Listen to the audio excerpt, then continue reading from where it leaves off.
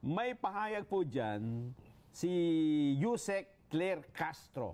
Sinabi po at ang suggestion po ng UN Rapporteur, ito po ay magandang suggestion at pag-aaralan po. Sinabi niya maganda eh. Paano niyang nasabing maganda yung pag-aaralan pa lang? Yun nga. Oo. Ha? Oo. Kita natin. Di ba? Sabi nga nila wala ka nang makikitang ebidensyang kasing bagsik nitong nakikita mo eh. Sa criminal evidence, sa law on evidence, ang pinakamabagsik, ang pinakamatibay na ebidensya ay yung tinatawag na object evidence. Yung nakikita ng mata. Di ba? Bakit hindi? Bakit ang hindi ang sabihan sa kanila, Israel, bumalik kayo pumirma kayo sa ICC. Iran, kayong mga taga-Palestine, yan. Bakit ang pinipilit yung mga di umano ay may report ng human rights violation, ng disappearance, ng ganito't ganyan sa bansa? Bakit gusto nila yung report lang at ayaw nila yung nakikita? Nagbasagan ng pula ang Russia at saka yung Ukraine. Patamaan ng lahat ng mga missile, lahat ng civilian, maraming namamatay araw-araw, pero nagbubulag-bulagan yung ICC na yan. Pagkatapos, ano sabi ng rapporteur? Baka pwedeng bumalik kayo sa ICC. Ratify niyo uli yung... Meron ka bang kaparaanan para yung rapporteur na yan, maimbita mo lang dito sa programa natin? Pwede naman. Mamaya, tatawagan natin. Para sa ganun, mapagsabihan natin kung naiintindihan niya yung kanyang mga pinagsasasabi at kung naiintindihan niya yung kanyang gawain. Mukhang may nakaintindi. Sino? Eto, sinabi ho ng Malacanang, okay ang suggestion eh. Nino? Malacanang. Okay. Teka, hindi pwedeng magsalita ang Malacanang. Siguro, ito, pakinggan natin. Tungkol dun sa suggestion na bumalik tayo sa ICC, i-ratify yung kung ano-anong kasunduan. May pahayag po dyan si Yusek Claire Castro. Pakinggan po natin. Sino naman yan? Tagapagsalita po ito ng palasyo. Ang sinabi po at ang suggestion po ng UN Rapporteur, ito po ay magandang suggestion at pag-aaralan po kung talaga pong dapat pa rin sumapi, right? Maging mag-join sa ICC at i-ratify yung ibang international human rights law. So, pag-aaralan po ito mabuti natin, Pangulo. Yes, ito hong... Ayan, pag-aaralan. Open daw ang sinabi niya maganda eh. Maganda raw ang suggestion. Paano niya nasabing maganda yung pag-aaralan pa lang? Yun nga. Oo. Anong ginaganda naman nung halimbawa... Ang sinabi ba niya tayo babalik sa ICC? Mukhang yun po yung yung sinabi ng Pangulo na open tayo for discussion sa pagbabalik ng ICC. Hindi ako naniniwalang sinabi ba ng Pangulo yun? Dati daw po. Hindi nga, meron tayong may papakitang sinabi ng Pangulo? Parang naging news item namin yan. Kaugnay nitong sinabi ng rapporteur? Kaugnay po nito, opo. Palagay ko, kinakailangan nilang magpaliwanag, Nelson, kung halimbawa sinabi talaga ng Pangulo yun. Sapagkat ayon sa aking konting kaalaman, sabi ko nga sa'yo, dahil meron naman tayong umiiral na batas, lahat ng krimen na magaganap, ang tinatawag na international humanitarian crime, halimbawa, yung mga genocide na yan, nasasakop na doon sa Republic Act 9851. Malinaw na ang jurisdiction ay dito sa ating bansa. Sapagkat kung halimbawa dito naganap, dito ang jurisdiction. Lalong-lalo na ay kailangan naman nating tanggapin, ewan ko lang sa ibang mga kababayan natin na nagbubulag-bulagan, na ang ating hustisya ay umiiral. Ang ating justice system ay bukas. Ang ating justice system ay gumagana. magmula sa pinakamaliit, pinakamababa, hanggang sa pinakamataas na hukuman ng ating bansa. Walang makapagsasabi sa ngayon na hindi umiiral ang justice system sa ating bansa. Totoo. Ngayon, kapag sinabi mo na tayo'y babalik uli sa jurisdiction ng Rome Statute, na hindi pa nga natin naayos ang napakaraming pangyayari na hanggang ngayon ay nahahati o nakapaghati sa ating bansa. Yun lang isipin mo na babalik ka dyan nang hindi pa natin naisasantabi ang problema na nilikha ng ICC sa ating bansa. Sa palagay ko ay walang basihan ang lahat ng ito, Nelson. Lalo tayong magkakawatak-watak. Kinakailangan munang aminin natin. Kailangan muna merong magpasya na ang ating justice system ay hindi na umiiral. Napakalanging kalapastanganan naman para i-assume natin yon. Hindi kaya magalit sa atin ang Korte Suprema pagka sinabi natin? Oo nga. Hindi man lang nila iniisip, anong sasabihin sa inyo ng kataas-taas ang hukuman na kinakailangan tayong bumalik uli sa jurisdiction ng ICC? O kaya tanggapin man lang natin ang mungkahi na pasakop na naman tayo sa ganitong uri ng hustisya.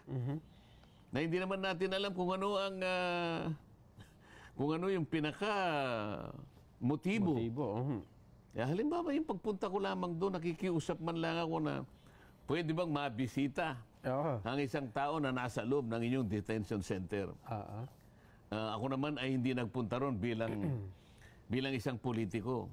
Ako ay nagpunta ron una bilang isang mamamayan ng Pilipinas.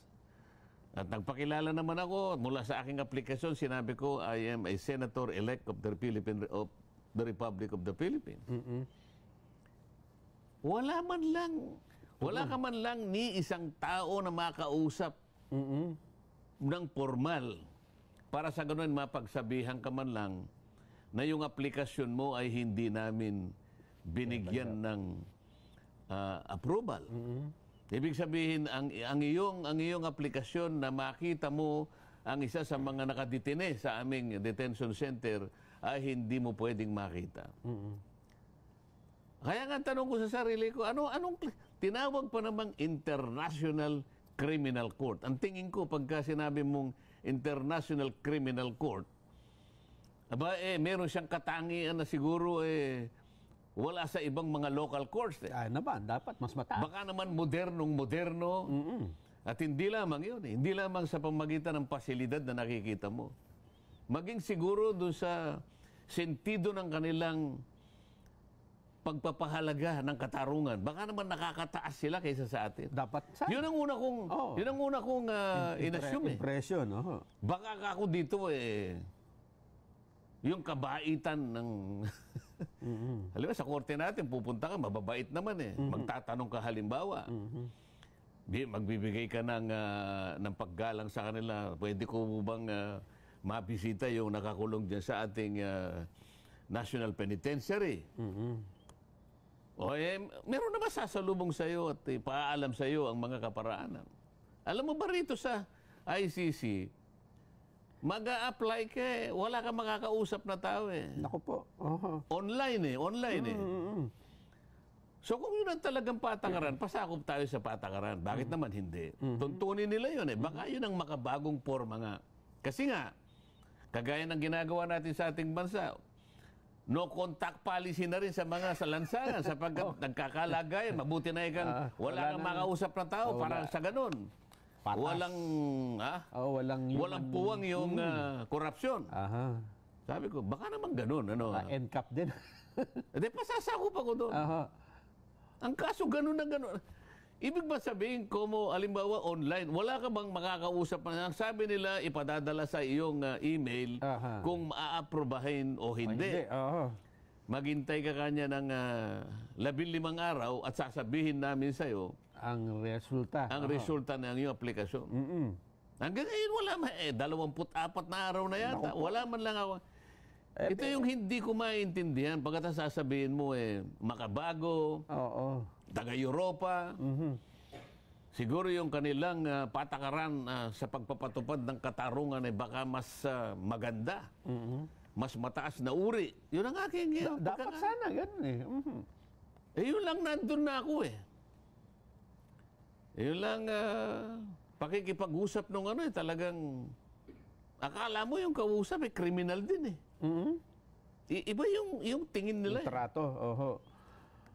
Sabi ko, kung ganito pala yung mga kausap natin, pagkatapos, baka itong mga tagapagsalita na to, na nagsasalita, na pabor sa ICC na yan, baka hindi sila nakapunta doon eh. Yun lang pagpunta doon, ilan ang gugugulin mong oras para makarating ka sa Netherlands? Hindi man lang nila, ibig mo sabihin, hindi nila binigyan ng pagpapahalaga yung, wag na yung gastos ko, halimbawa. Sarili ko naman yun eh. Yung tagal. Yung panahon, oho. 16 na oras yata bago ka hindi naman diretso yun eh. Pupunta ka muna ng Dubai eh. Pagkatapos sa Dubai, meron ka pang overlay na mga 2 oras. Pagkatapos ng 2 oras, saka palang makakarating ng Netherlands. At nandun ka halimbawa sa Amsterdam, sasakay ka pa ng siguro mga 2 oras bago ka makarating sa The Hague. Sa kanila ba walang pagpapahalaga yung sakripisyong ginugol ng isang tao na... Sa atin kasing mga Pilipino, gagamitin na nating batayan yun eh. Nagsikap itong taong ito eh. Yung tagal man lang ng pagpunta ron, wag na yung gastos eh. Nagsikap, naghirap, talagang nagsakripisyo ng panahon. Wala man lang nagsabi sa akin kung ano nangyari doon sa aplikasyon ko eh. Hanggang ngayon? Hanggang ngayon. Ito sentimiento Pagkatapos sasabihin mo, babalik tayo sa ICC. Wala palang... Oo nga, no? Sen, ang latest dyan, hindi ba, ay mayroon namang application na for interim release. At sabi ng abogado ay meron namang tatanggap na isang bansang miyembro ng ICC sa dating Pangulo at doon siya pansamantalang siguro ay mananatili. Anong sa tingin po ninyo? Kasi doon sa provision ng interim release, wala naman sinasabi na pagbibigyan kita kung wag na sa bansa mo. Wala naman sinasabi. Pwede rin sa bansa mo na bumalik ka. Ang sinasabi lang doon, wag ka lang pupunta sa lugar na ayaw namin. So, i-specify niya eh. So, halimbawa, nagpasakop ka dun sa application with condition. Meron kasing with or without condition eh. Okay. Hindi ko alam kung ano ang batayan nila, kung with or without. Halimbawa, mabigat talaga yung paratang sa'yo, baka with condition ka agad. Nakalagay doon, o sige, pagbibigyan ka namin na makalabas ka muna temporarily, pending trial, pero isaalang-alang mo ang mga sumusunod na mga tuntunin at patakaran, kondisyones. Huwag kang pupunta sa lugar na ayaw namin. So, i-specify nila. Halimbawa, ipagalimbawa natin si dating Pangulong Duterte. O ayaw namin sa Davao ka. Halimbawa, siguro dahil sa daga Davao, meron sigurong comfort zone doon. Ayaw nila sigurong i-baby halimbawa doon, nakalagay pa sa kondisyon. Huwag ka makikipag-usap sa mga witnesses. Dahil nga may kaso siya. Dito rin naman ganun ginagawa natin. Huwag ka makikipag-usap sa mga taong i-distingue namin. Ililista nila siguro kung sino yung hindi pwedeng kausapin. Bawal magpa-media. Baka siguro sa sinasabi, huwag mong kakausapin itong mga sumusunod na mga tao. Halimbawa, Salvador Medjalde, Attorney Salvador Panelo, mga kunwari lang naman. O di sige, okay. Lahat ng kondisyon. Approve. O halimbawa, basta doon ka lamang sa Palawan. Halimbawa lang. O halimbawa, doon ka lang sa Polillo Island. O kaya sa Catanduanes ka, lahat na. Pero pwede rin sa ating bansa. Hindi naman sinasabi na, o sige, release ka namin, pero hindi sa sarili mong bansa.